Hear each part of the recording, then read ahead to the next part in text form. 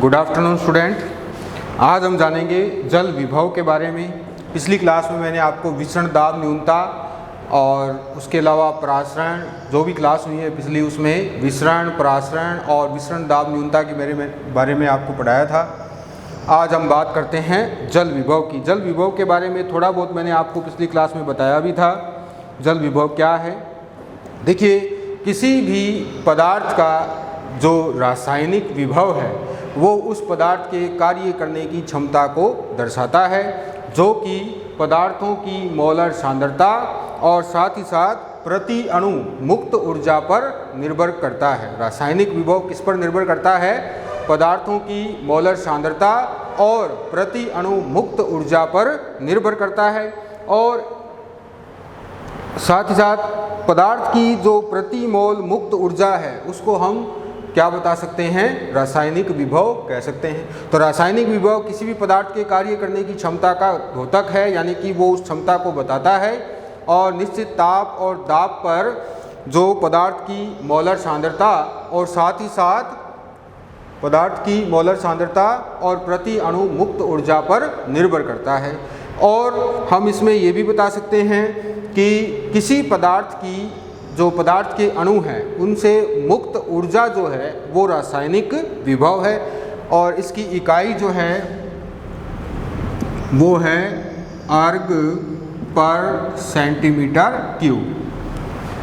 अर्ग पर centimetre cube. जल का रासायनिक विभव शून्य होता है। जल का रासायनिक विभव कैसा होता है? शून्य होता है। देखिए, जल का रासायनिक विभव शून्य होगा, ठीक है। और अगर विलयन यानी जल के विलयन में विलय अणुओं की उपस्थिति में रासायनिक विभव में कमी हो जाती, ठीक है। जल का रासायनिक विभव कैसा है? शून्य है। और विलयन में हम जानते हैं कि विलयन क्या होता है? विलायक और विलय जब दोनों आपस में मिल जाते हैं तो विलयन बनता है। अब विलयन में शुद्ध जल है नहीं, विलयन में विलय अणु है, तो उन अणुओं की उपस्थिति में रासायनिक विभव में कैसी कमी हो जाएगी? और रासायनिक विभव में आई यही कमी क्या कहलाती है? जल विभव कहलाती है, ठीक है। तो शुद्ध जल अर्थात विलायक का रासायनिक विभव शून्य है। और अगर विलायक में विलय के अणु मिला दिए जाएं तो जो तैयार विलयन है उसमें रासायनिक विभव में कमी हो जाती है। रासायनिक विभव में आई यही कमी क्या कहलाती है? जल विभव कहलाती है। जल विभव का मान सदैव कैसा होता है? ऋणात्मक होता है। जल विभव का मान हमेशा ऋणात्मक होता है। और अधिकतम मान शुद्ध जल में कैसा होता है? शून्य होता है। शुद्ध जल में अधिकतम मान शून्य होता है। और अगर शुद्ध जल में विलय के अणु मिला दिए जाएं तो मान कैसा हो जाता है? ऋणात्मक हो जाता है। यानी जल विभव का मान हमेशा कैसा होता है? ऋणात्मक होता है। तो इस प्रकार अगर मुक्त ऊर्जा की आधार पर अगर हम बात करें तो हम सब जानते हैं कि जल के अणुओं द्वारा मुक्त ऊर्जा यानी जल के अणुओं द्वारा ऊर्जा मुक्त की जाती है। और विलयन में भी जल उपस्थित होता है, उसके अणुओं द्वारा भी मुक्त ऊर्जा निकलती है।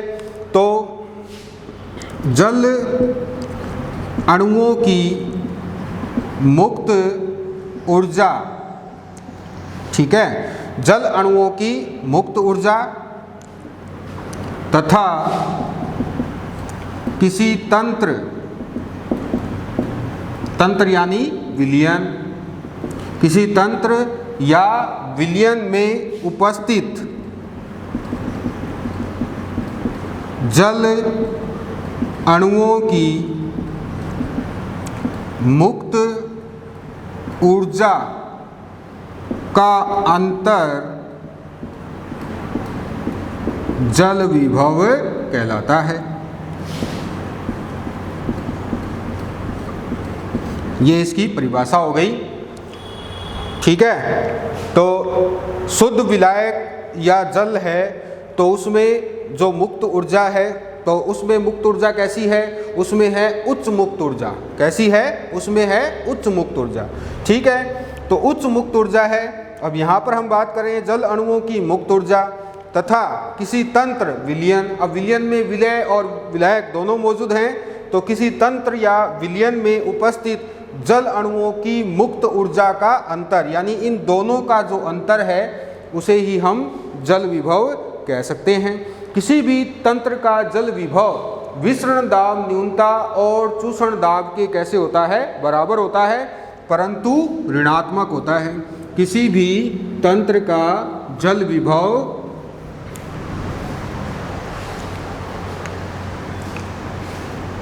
डीपीडी और एसपी के बराबर, परंतु कैसा हो जाता है?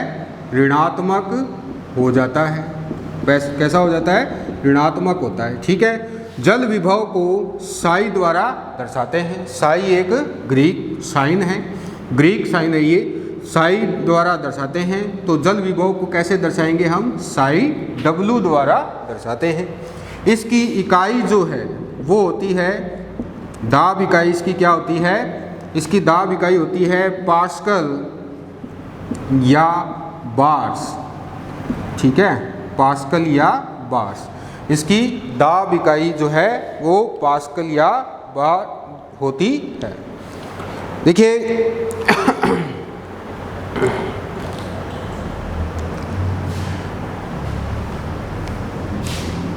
ये तो है विलायक। ठीक है, अब विलायक में कैसा है जल विभव? शून्य। कैसा है? शून्य। अब अगर विलायक में विलय के अणु मिला देते हैं, ठीक है, तो इसका जल विभव कैसा हो जाएगा? ऋणात्मक हो जाएगा। अगर विलय के अणु विलायक में मिला दिए जाएं तो फिर जल विभव कैसा हो जाता है? ऋणात्मक हो जाता है। उसका कारण ये होता है, उसका कारण ये है कि जब विलायक में विलय के अणु मिला दिए जाते हैं तो जल अणुओं की मुक्त ऊर्जा कम हो जाती है। विलायक में तो जल अणुओं की मुक्त ऊर्जा कैसी है? ज़्यादा है। और अगर विलायक में हमने विलय के अणु मिला दिए तो जल अणुओं की मुक्त ऊर्जा कम हो जाएगी, अर्थात ऋणात्मक जल विभव हो जाएगा। तो जल की गति हम सब जानते हैं उच्च जल विभव से निम्न जल विभव की ओर होती है। ये आपको याद रखना है, जल की गति हमेशा कैसी होती है? उच्च जल विभव से निम्न जल विभव की ओर होती है। जल की गति सदैव उच्च जल विभव से निम्न जल विभव की ओर होती। ठीक है, तो जल की गति कैसी हो गई? शून्य या कम ऋणात्मक से अधिक ऋणात्मक की ओर होती। जल की गति सदैव उच्च जल विभव से, उच्च जल विभव का मतलब होता है शून्य या कम ऋणात्मक से निम्न जल विभव की ओर होती है, यानी कि अधिक ऋणात्मक होती है।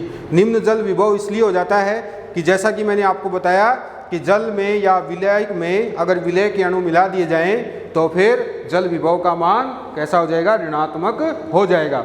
और यह गति तब तक चलती रहती है जब तक दोनों तंत्रों में जल विभव में अंतर समाप्त ना हो जाए, यानी कि सांद्रता जो प्रवणता है वो समाप्त ना हो जाए। जल विभव प्रवणता समाप्त ना हो जाए, जल विभव का अंतर समाप्त ना हो जाए, साम्य अवस्था ना आ जाए, तब तक ये जल की गति उच्च जल विभव क्षेत्र से निम्न जल विभव क्षेत्र की ओर चलती रहती है। इसके बाद आगे हम बात करते हैं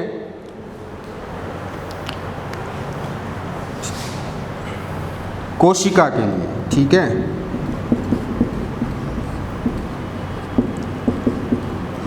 कोशिका के लिए जो है वो, अगर हम कोशिका की बात करें तो कोशिका द्रव्य में जल विभव के 3 घटक होते हैं। ठीक है, कोशिका द्रव्य में जल विभव के लिए कितने घटक होते हैं? 3 घटक होते हैं। कोशिका द्रव्य में जल विभव के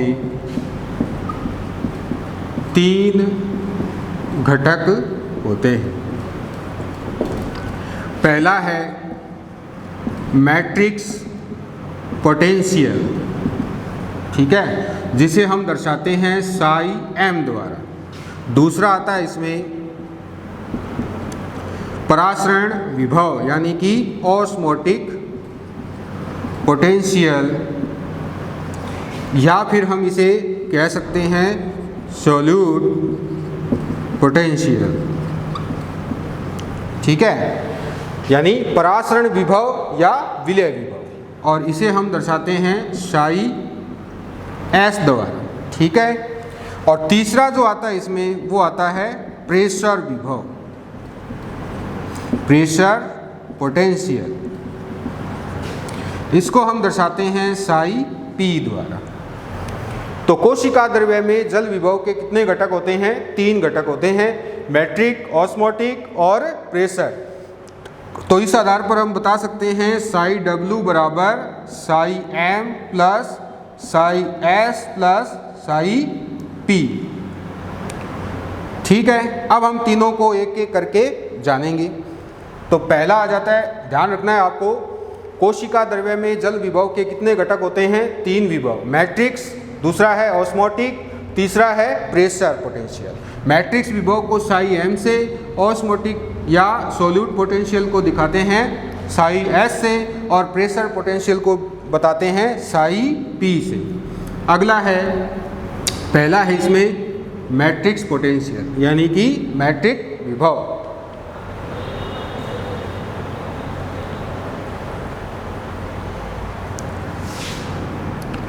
नंबर 1 मैट्रिक्स पोटेंशियल। देखिए, कोशिका में जो उसकी कोशिका भित्ति है, कोशिका में उसकी कोशिका भित्ति, और उस कोशिका भित्ति के अंदर उसका जो कोशिका द्रव्य है, उस कोशिका द्रव्य में कई कोलाइडी पदार्थ होते हैं, कोलाइडी कण होते हैं, अणु होते हैं। उन कणुओं पर जो जल के अणु अधिशोषित होते हैं, या दूसरे शब्दों में हम कह सकते हैं कोशिका भित्ति और कोशिका द्रव्य में उपस्थित कोलाइडी कणों की सतह पर अधिशोषित जल की मात्रा, कोलाइडी कणों पर अधिशोषित जल की मात्रा, उसे ही हम क्या कहते हैं? मैट्रिक्स विभव कहते हैं।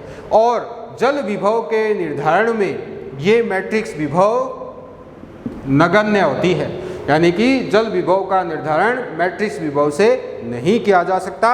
तो इस आधार पर हम बता सकते हैं साई डब्ल्यू बराबर साई एस और पी, क्योंकि एम तो है ही नहीं, तो फिर मैट्रिक्स विभव का कोई रोल ही नहीं है जल विभव के निर्धारण में। तो जल विभव क्या हो जाएगा? साई एस बराबर प्लस साई पी हो जाएगा। तो अगला है नंबर 2 परासरण विभव, ऑस्मोटिक पोटेंशियल। ठीक है, तो विलय की उपस्थिति द्वारा जल अणुओं की मुक्त ऊर्जा को कम करने वाली मात्रा या कम करने वाली मात्रा को हम क्या कहेंगे? परासरण विभव कहेंगे। क्या कहेंगे हम? विलय अणुओं की उपस्थिति द्वारा जल की मुक्त ऊर्जा को कम करने वाली मात्रा क्या कहलाती है?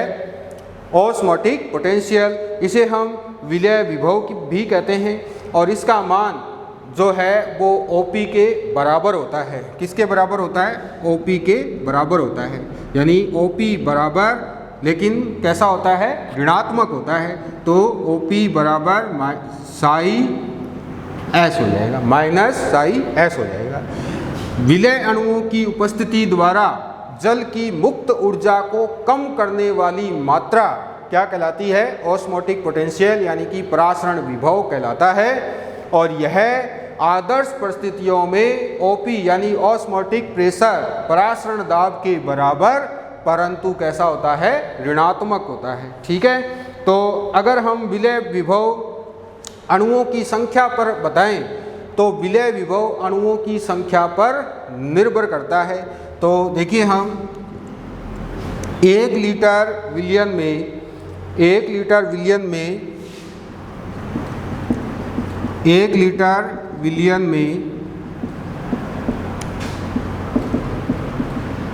6.02 इंटू 10⁻23 मॉल अणुओं का जल विभव या विलय विभव कितना होगा, ये होता है 22.4 एटीएम या 22.7 बार, ये होता है। ठीक है, तो ये आपको याद रखना है। दोबारा से देखिए मैंने आपको बताया कि जल विभव के 3 घटक होते हैं। पहला होता है मैट्रिक्स विभव, तो कोशिका भित्ति और कोशिका द्रव्य में उपस्थित जितने कोलाइडी कण हैं उन कण जो अणुओं की जो सतह है उस सतह पर अधिशोषित जल की मात्रा को हम क्या कहेंगे, मैट्रिक्स विभव कहेंगे। ये जल की मात्रा कोई जल विभव निर्धारण में सहायता नहीं करती है, यानी कि जल विभव निर्धारण में इनका योगदान नगण्य होता है, इसलिए मैट्रिक्स विभव को छोड़ देते हैं। ठीक है, उसके बाद आता है ऑस्मोटिक पोटेंशियल परासरण विभव। तो विलय अणुओं की उपस्थिति द्वारा जल अणुओं की मुक्त ऊर्जा को कम करने वाली मात्रा कहलाती है परासरण विभव, जिसे हम विलय विभव भी कहते हैं, जिसका मान आदर्श परिस्थितियों में OP के बराबर परंतु ऋणात्मक होता है। 1 लीटर विलियन में इतने अणुओं का जो परासरण विभव है वो कितना होगा, 22.4 एटीएम या 22.7 होता है। जो आयनिक पदार्थ है उनके लिए ये इसका मान और भी कम होता है। ठीक है, इसके बाद आता है तीसरा प्रेशर, दाब विभव। ठीक है, देखिए दाब विभव कैसा होता है, धनात्मक होता है। ठीक है, बाकी तो कैसे थे, ऋणात्मक थे, और ये कैसा होता है, धनात्मक होता है दाब विभव। अगर एक स्फीत कोशिका की बात की जाए तो स्फीत या स्फीत अवस्था में धनात्मक होता है। ठीक है, स्फीत अवस्था में कैसा होता है, ये धनात्मक होता है। देखिए दाब विभव को हम कैसे बताएंगे, दाब विभव एक तरह का द्रवस्थैतिक दाब है। कैसा दाब है, द्रवस्थैतिक दाब है। जब कोशिका में जल की कमी हो जाती है, ठीक है, तो कोशिका क्या करती है, जल का अवशोषण करती है। जल कोशिका में उपस्थित रिक्तिकाओं में संग्रहित हो जाता है। तो रिक्तिका के बाहर टोनोप्लास्ट होती है। टोनोप्लास्ट जब रिक्तिका बाहर की ओर एक बल प्रयोग करती है, यानी कि एक बल लगाती है, और बाहर की ओर बल लगाने से जो बाहर कोशिका भित्ति के पास प्लाज्मा कला है वो तन जाती है, जिससे कोशिका स्फीत अवस्था में आ जाती है। उसी समय कोशिका भित्ति द्वारा अंदर की ओर यानी कोशिका रस पर एक दाब लगाया जाता है, उसे हम भित्ति दाब कहते हैं। तो स्फीति दाब और भित्ति दाब जब दोनों समान होते हैं तब दाब विभव कैसा होता है, धनात्मक होता है। जब स्फीति दाब यानी TP बराबर WP होता है, TP किसके बराबर होता है, WP के, तो फिर दाब विभव कैसा होता है, उस समय धनात्मक होता है। ठीक है, तो यह बात आपको याद रखनी है, स्फीति दाब और दाब विभव ऋणात्मक होता है, धनात्मक होता है। दाब विभव स्फीति अवस्था में धनात्मक होता है। लेकिन अब आपको एक चीज़ और भी ध्यान रखनी है, ये तो है उस कोशिका के लिए जिसमें जल की समुचित मात्रा उपलब्ध है, यानी कि कोशिका कैसी अवस्था में है, स्फीत अवस्था में है। परंतु अगर हम जाइलम व प्लाज्मोलाइज्ड सेल की बात करें, यानी जीव द्रव्य कुंचित कोशिका की बात करें, तो इन दोनों में दाब विभव का मान कैसा हो जाता है? इन दोनों में हो जाता है ऋणात्मक। क्यों हो जाता है ऋणात्मक? इसलिए हो जाता है क्योंकि इन दोनों ही कोशिकाओं में जल की कमी होती है, और जल की कमी जब होती है तो दाब विभव कैसा हो जाएगा? ऋणात्मक हो जाएगा। ठीक है, तो ये आ गया दाब विभव। इसके बाद अब मैं आपको थोड़ा सा ये इसका महत्व बता देता हूँ। देखिए, जल विभव जो है वो पादपों में जल की स्थिति का निर्धारण करता है। पादपों में जल की स्थिति का निर्धारण करने में जल विभव महत्वपूर्ण होता है। तो किसी भी कोशिका का जल विभव अगर अधिक होता है, किसी भी कोशिका का जल विभव अधिक का मतलब होता है जल विभव का जो एक अगर हम देखें वास्तविक, अगर विलायक की स्थिति में देखें तो जल विभव का मान कैसा होता है? शून्य होता है। तो किसी भी कोशिका में अगर जल विभव अधिक अर्थात शून्य या फिर कम ऋणात्मक होता है तो वो कोशिका क्या करती है? अपनी पास वाली कोशिका को जल स्थानांतरित कर देती है, यानी कि पास वाली कोशिका में जल का प्रवाह हो जाता है। ठीक है, और अगर इसी कोशिका में जल विभव कैसा होगा? कम होता है। कम का मतलब अधिक ऋणात्मक होता है, तो वो अपनी पास वाली कोशिका से जल को अवशोषित करती है। ठीक है, तो कोशिका में अगर जल विभव का मान कैसा है? ज़्यादा है, तो कोशिका क्या करेगी? अपनी पास वाली कोशिका को जल भेज देती है। और अगर उसमें जल विभव का मान कम है तो फिर क्या होगा? वो अपनी पास वाली कोशिका से जल अवशोषित करती है। तो इस आधार पर हम क्या कहेंगे? इस आधार पर हम ये कह सकते हैं कि जल का जो गमन है वो कैसा होता है? अधिक जल विभव से कम जल विभव की ओर होता है। ठीक है, कम जल विभव की ओर होता है। जिस कोशिका में जल विभव का मान कम है वो कोशिका जल अवशोषित करेगी। अगर जिस कोशिका में जल विभव का मान अधिक है तो वो कोशिका क्या करेगी? जल को निष्कासित करेगी, यानी पास वाली कोशिका को ट्रांसफर कर देती है। ठीक है, तो जल की कमी से इस तरह की जो जल विभव की जो क्षमता है वो क्या करती है? वो उन कोशिकाओं को भी जीवित बनाए रखती है जिनमें जल की कमी हो जाती है। तो उनको क्षतिग्रस्त होने से बचाए रखने के लिए वो कोशिकाएं अपने पास वाली कोशिकाओं से जल अवशोषित कर लेती हैं। तो आपने देखा होगा कि जो ऊपर किसी भी वृक्ष में जो ऊपर की शाखा की जो पत्तियां हैं उन पत्तियों में जल विभव का मान कैसा होता है? उन पत्तियों में जल विभव का मान जो निचला जो भाग है वृक्ष का, उस निचले भाग से अपेक्षाकृत ऊपर वाले भाग में जल विभव का मान कम होता है। तो इसी तरह इसीलिए जो रसारोहण है उसमें भी हम इसकी महत्वता बता सकते हैं। जल क्या है? नीचे से ऊपर की ओर, यानी कि ऊपर की ओर चढ़ता है।